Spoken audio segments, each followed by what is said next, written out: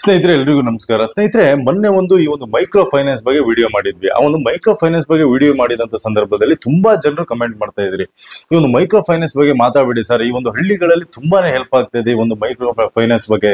ಈ ಒಂದು micro financer ಸಾಲ ಕೊಡೋದ್ರಿಂದ ತುಂಬಾ ಒಂದು ಮನೆಗಳಲ್ಲಿ ಒಂದು ಇಂಪ್ರೂವ್ಮೆಂಟ್ ಆಗಿದೆ, ಎಲ್ಲರೂ ಕೂಡ ಜನಗಳಿಗೆ ತುಂಬಾನೇ ಹೆಲ್ಪ್ ಆಗ್ತಿದೆ ಅಂತ ತುಂಬಾ ಜನ ಕೇಳ್ತಾ ಇದ್ರಿ. ಖಂಡಿತವಾಗ್ಲೂ ಕೂಡ 100% ಹೆಲ್ಪ್ ಆಗ್ತಾ ಇದೆ. ಹಿಂದಿನ ದಿನಗಳಲ್ಲಿ ಈ ಒಂದು ಮೈಕ್ರೋ ಫೈನಾನ್ಸ್ ಇಂದ ಎಲ್ರಿಗೂ ಕೂಡ ಒಂದು ಸಾಲಗಳು ಸಿಗ್ತಾ ಇತ್ತು. ಅವರ ಒಂದು ಮನೆಗಳನ್ನ ಒಂದು ಸರಿಯಾದ ರೀತಿಯಲ್ಲಿ ಮೇಂಟೈನ್ ಮಾಡೋದಿಕ್ಕಾಗಿರ್ಬೋದು, ಮತ್ತೆ ಒಂದು ಸ್ವಲ್ಪ ಇಂಪ್ರೂವ್ಮೆಂಟ್ ಮಾಡೋದಿಕ್ಕಾಗಿರ್ಬೋದು ತುಂಬಾನೇ ಹೆಲ್ಪ್ ಆಗ್ತಿತ್ತು. ಆದ್ರೆ ಇತ್ತೀಚಿನ ದಿನಗಳಲ್ಲಿ ಈ ಒಂದು ಮೈಕ್ರೋ ಫೈನಾನ್ಸ್ ಗಳೇನಿದೆಯಲ್ಲ, ಇವರು ತುಂಬಾನೇ ದಂಧೆ ಮಾಡ್ತಾ ಇದಾರೆ ಅಂತಾನೆ ಹೇಳ್ಬೋದು. ಇತ್ತೀಚಿನ ದಿನಗಳಲ್ಲಿ ಸ್ನೇಹಿತರೆ ಅರ್ಥ ಮಾಡ್ಕೊಳ್ಳಿ, ನಾನು ಹಿಂದಿನ ದಿನಗಳಲ್ಲಿ ನಾನು ಹೇಳಿದ್ದೇನಂತಂದ್ರೆ, ಹಿಂದಿನ ದಿನಗಳಲ್ಲಿ ಸರಿಯಾದ ರೀತಿಯಲ್ಲಿ ಒಂದು RBI ಗೈಡ್ಲೈನ್ಸ್ ಗಳನ್ನ ಫಾಲೋ ಮಾಡ್ತಾ ಇದ್ರು. ಅಂದ್ರೆ RBI ಗೈಡ್ಲೈನ್ಸ್ ಏನಿರುತ್ತೆ ಅದನ್ನ ಕಂಪ್ಲೀಟ್ ಫಾಲೋ ಮಾಡ್ತಾ ಇದ್ರು. ಮತ್ತೆ ಇಂತಿಷ್ಟೇ ಪರ್ಸೆಂಟ್ ಈ ಒಂದು ಬಡ್ಡಿಗಳನ್ನ ಕೂಡ ತಗೋಬೇಕಂತ RBI ರೂಲ್ಸ್ ಏನಿತ್ತು ಅಷ್ಟನ್ನ ಮಾತ್ರ ತಗೊಳ್ತಾ ಇದ್ರು. ಆದ್ರೆ ಇತ್ತೀಚಿನ ದಿನಗಳಲ್ಲಿ ಈ ಒಂದು RBI ರೂಲ್ಸ್ ಗಳನ್ನ ಯಾವುದೇ ರೀತಿಯಾದ ಕೂಡ ಫಾಲೋ ಮಾಡ್ತಾ ಇಲ್ಲ. ಅವರು ಮನ್ಸಿಗೆ ಬಂದ ರೀತಿಯಲ್ಲಿ ಬಡ್ಡಿಗಳನ್ನ ಹಾಕ್ತಾ ಇದ್ದಾರೆ, ಮನ್ಸಿಗೆ ಬಂದ ರೀತಿಯಲ್ಲಿ ಈ ಒಂದು ಜನರಿಂದ ಲೂಟಿಗಳನ್ನ ಮಾಡ್ತಾ ಇದ್ದಾರೆ, ಹಣದ ಒಂದು ಲೂಟಿಗಳನ್ನ ಮಾಡ್ತಾ ಇದ್ದಾರೆ ಅಂತಾನೆ ಹೇಳ್ಬೋದು. ಅದ್ರ ಬಗ್ಗೆ ನಾವು ಮಾತಾಡಿದ್ವಿ ಬಿಟ್ರೆ ಬೇರೆ ಯಾವುದೇ ವಿಚಾರಗಳನ್ನ ಮಾತಾಡೋದಿಕ್ ಹೋಗಿಲ್ಲ. ದಯವಿಟ್ಟು ಕೂಡ ನೀವು ಅರ್ಥ ಮಾಡ್ಕೊಳ್ಳಿ.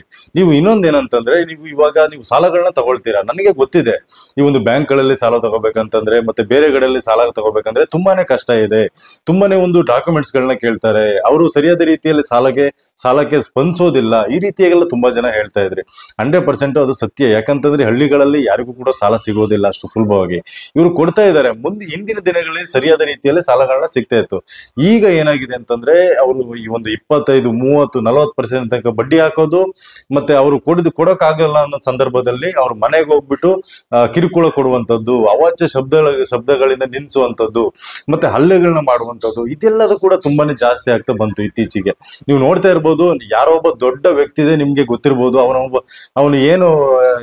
ಒಂದು ದೇವರ ಹೆಸರಲ್ಲಿ ಯಾವ ರೀತಿಯಾಗಿ ಮೋಸ ಮಾಡ್ತಾ ಇದ್ದಾನೆ, ಇದೆಲ್ಲದೂ ಕೂಡ ನಿಮ್ಗೆ ಗೊತ್ತಿರ್ಬೋದು, ಯಾವ ರೀತಿಯಾಗೆಲ್ಲ ಮೋಸ ಮಾಡ್ತಾರೆ. ಮತ್ತೆ ಅವನು ಕೂಡ ಏನ್ ಮಾಡುವಂತದ್ದು ಅಂದ್ರೆ ಸ್ನೇಹಿತರೆ, ಅದು ಕೂಡ ಸರಿಯಾದ ರೀತಿಯಲ್ಲಿ ಬಯಲಿಗೆ ಬಂದಿದೆ. ಅದನ್ನು ಕೂಡ ಅರ್ಥ ಮಾಡ್ಕೊಳ್ಳಿ.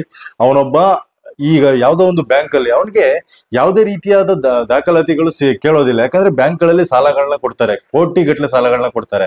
ಆ ಒಂದು ಕೋಟಿಗಟ್ಟಲೆ ಸಾಲಗಳನ್ನ ತಗೊಳ್ಳುವಂತದ್ದು ಬ್ಯಾಂಕ್ ಅಲ್ಲಿ ಅವರು ಕೋಟಿಗಟ್ಟಲೆ ಸಾಲಗಳನ್ನ ಈ ಒಂದು ಕಡಿಮೆ ಬಡ್ಡಿ ಇಂಟ್ರೆಸ್ಟ್ ರೇಟ್ ಅಲ್ಲಿ ಕಡಿಮೆ ಬಡ್ಡಿ ದರದಲ್ಲಿ ಆ ಒಂದು ಸಾಲಗಳನ್ನ ತಗೊಳ್ತಾರೆ.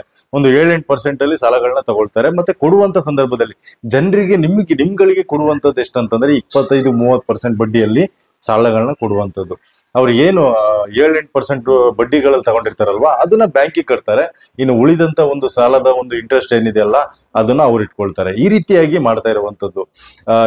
ನಿಮ್ಗೆ ಎಲ್ರಿಗೂ ಕೂಡ ಗೊತ್ತಿದೆ ಅವನು ಯಾವ ವ್ಯಕ್ತಿ, ಅವನ ಹೆಸರು ಹೇಳೋದಕ್ಕೆ ನನ್ಗೆ ಆಗೋದಿಲ್ಲ. ಮತ್ತೆ ಅವನ ಹೆಸರುಗಳನ್ನ ನನಗೆ ಹೇಳೋದಕ್ಕೂ ಕೂಡ ನನಗೆ ಬೇಜಾರಾಗ್ಬಿಡುತ್ತೆ, ಮತ್ತೆ ಅಸಹ್ಯ ಅನ್ಸುತ್ತೆ. ಯಾಕಂತಂದ್ರೆ ದೇವರ ಹೆಸರಲ್ಲಿ ಇಲ್ಲಿ ಮೋಸ ಮಾಡುವಂತದ್ದು, ಮತ್ತೆ ಈ ರೀತಿಯಾಗೆಲ್ಲ ಮಾಡುವಂತದ್ದು, ಇದೆಲ್ಲದೂ ಕೂಡ ನೀವು ನೋಡಿರ್ತೀರಾ, ಗೊತ್ತಿರುತ್ತೆ ನಿಮ್ಗೆ. ದೊಡ್ಡ ಸುದ್ದಿಗಳನ್ನ ಕೂಡ ಆಗಿರುತ್ತೆ, ತುಂಬಾನೇ ಒಂದು ಹೋರಾಟಗಳು ಕೂಡ ನಡೀತಾ ಇದೆ.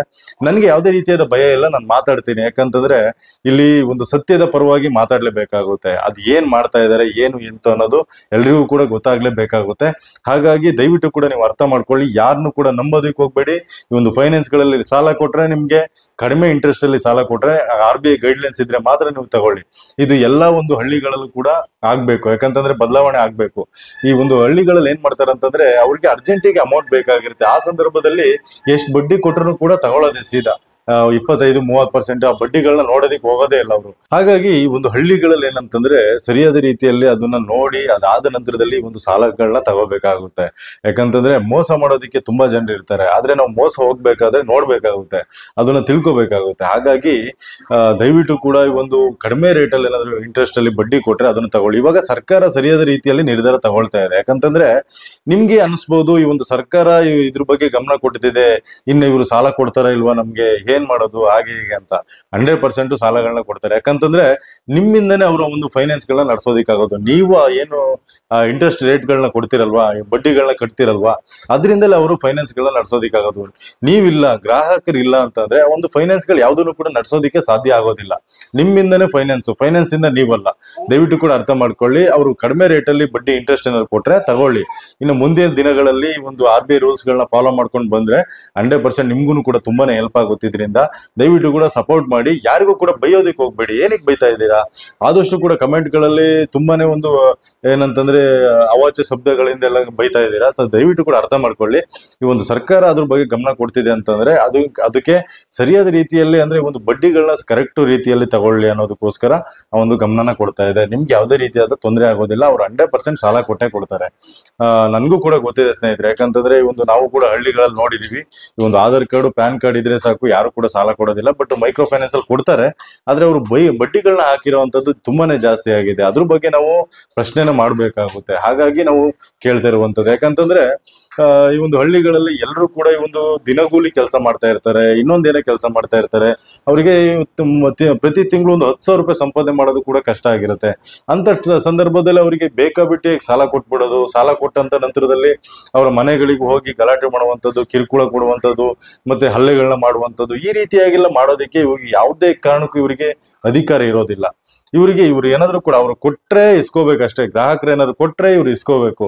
ಅಷ್ಟ್ ಬಿಟ್ರೆ ಮನೆಗಳಿಗೆ ಹೋಗಿ ರಿಕವರಿ ಮಾಡುವಂತದ್ದು ಇದು ಯಾವುದೇ ರೂಲ್ಸ್ ಗಳು ಇಲ್ಲ. ರಿಕವರಿ ಮಾಡೋದಕ್ಕೆ ಸರಿಯಾದ ರೀತಿಯಲ್ಲಿ ಮಾತುಕತೆಯಿಂದ ನಡೆಸಿ ನೀವು ಕೊಟ್ರೆ ಮಾತ್ರ ಇಸ್ಕೋಬೇಕಾಗುತ್ತೆ. ದಯವಿಟ್ಟು ಕೂಡ ಅರ್ಥ ಮಾಡ್ಕೊಳ್ಳಿ. ಓಕೆ ಸ್ನೇಹಿತರೆ, ಇದ್ರ ಬಗ್ಗೆ ನಾನು ಮಾತಾಡ್ಬಾರ್ದಂತ ಅನ್ಕೊಂಡಿದ್ದೆ. ಬಟ್ ತುಂಬಾ ಜನರು ಕಮೆಂಟ್ ಮಾಡ್ತಾ ಇರೋದೇನಂತಂದ್ರೆ ಈ ಒಂದು ಮೈಕ್ರೋ ಫೈನಾನ್ಸ್ ಇಂದ ಹಳ್ಳಿಗಳಲ್ಲಿ ತುಂಬಾನೇ ಹೆಲ್ಪ್ ಆಗ್ತಾ ಇದೆ, ದಯವಿಟ್ಟು ಕೂಡ ಇದ್ರ ಬಗ್ಗೆ ಮಾತಾಡ್ಬೇಡಿ ಅಂತ ಹೇಳ್ತಾ ಇದ್ರಿ.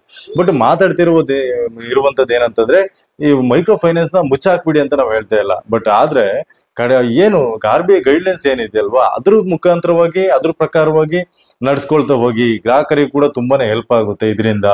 ಈ ರೀತಿಯಾಗಿ ಹೇಳ್ತಿರುವಂತದ್ದು. ಅವ್ರು 7-8%, 10%, 15% ವರೆಗೂ ಕೂಡ ಬಡ್ಡಿ ತಗೊಂಡ್ರು ಕೂಡ ಯಾರು ಕೇಳ್ತಾ ಇರ್ಲಿಲ್ಲ. ಆದ್ರೆ 25, 30, 40% ಎಲ್ಲ ಬಡ್ಡಿ ತಗೊಳ್ಳುವಂತ ಸಂದರ್ಭದಲ್ಲಿ ಅದನ್ನ ಪ್ರಶ್ನೆ ಮಾಡ್ಲೇಬೇಕಾಗುತ್ತೆ. ಇವಾಗ 1 ಲಕ್ಷ ರೂಪಾಯಿ ನೀವು ಸಾಲ ತಗೊಂಡ್ರೆ ನಿಮ್ಗೆ 30-40% ಅಂತಂದ್ರೆ 30,000-40,000 ರೂಪಾಯಿನ ನೀವು ಹಣನ ಕಟ್ಟಬೇಕಾಗುತ್ತೆ ಎಕ್ಸ್ಟ್ರಾ. ಹಾಗಾಗಿ ಇದ್ರ ಬಗ್ಗೆ ಸರ್ಕಾರ ಗಮನ ಕೊಡ್ತಾ ಇದೆ. ಇವಾಗ ಸದ್ಯದ್ರಲ್ಲಿ ಅದನ್ನ ಜಾರಿಯೂ ಕೂಡ ಮಾಡ್ತಾರೆ. ಆ ಒಂದು ಕಾನೂನುಗಳನ್ನು ಕೂಡ ಜಾರಿ ತಗೋಬರ್ತಾರೆ ಅಂತ ನಾನು ಹೇಳಲಿಕ್ಕೆ ಇಷ್ಟಪಡ್ತೀನಿ. ಓಕೆ ಸ್ನೇಹಿತರೆ, ಈ ಒಂದು ವಿಡಿಯೋ ಇಷ್ಟ ಆಗಿದ್ರೆ ದಯವಿಟ್ಟು ಕೂಡ ಶೇರ್ ಮಾಡಿ, ಹಾಗೆ ನಮ್ಮ ಒಂದು ಚಾನಲ್ಗೆ ಸಬ್ಸ್ಕ್ರೈಬ್ ಆಗಿ ಅಂತ ಹೇಳ್ತಾ ಈ ವಿಡಿಯೋನ ಇಲ್ಲಿಗೆ ಮುಗಿಸ್ತಾ ಇದ್ದೀನಿ. ಮುಂದಿನ ವಿಡಿಯೋದಲ್ಲಿ ಮತ್ತೆ ಸಿಗ್ತೀನಿ. ಧನ್ಯವಾದ ಸ್ನೇಹಿತರೆ.